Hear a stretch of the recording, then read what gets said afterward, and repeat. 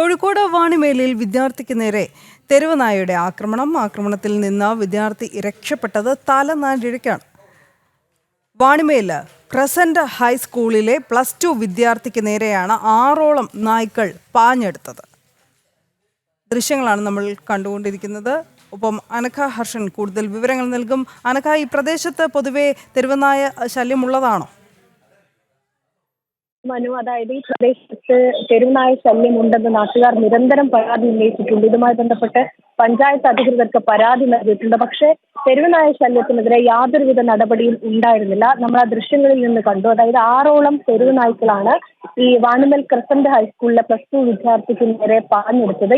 ഈ വിദ്യാർത്ഥി ആ പ്രദേശത്തേക്ക് വീഴുകയും ചെയ്യുന്നുണ്ട്. പക്ഷേ നാട്ടുകാർ ബഹളം വെച്ചതിനെ തുടർന്ന് നായ ആ കുട്ടിയെ കടിക്കാതെ പോവുകയായിരുന്നു. അതായത് തലനാരിഴയ്ക്കാണ് ഈ കുട്ടിയിൽക്ക് നായയുടെ കടി ഏൽക്കുന്നതിൽ നിന്ന് രക്ഷപ്പെട്ടത്. എന്തായാലും ഈ പ്രദേശത്ത് ഇത്തരത്തിൽ നിരവധി നായ്ക്കൾ എപ്പോഴും വിദ്യാർത്ഥികളെ ആക്രമിക്കുന്ന ഒരു സാഹചര്യം പോലും ഉണ്ട് എന്നതാണ്. ശരി.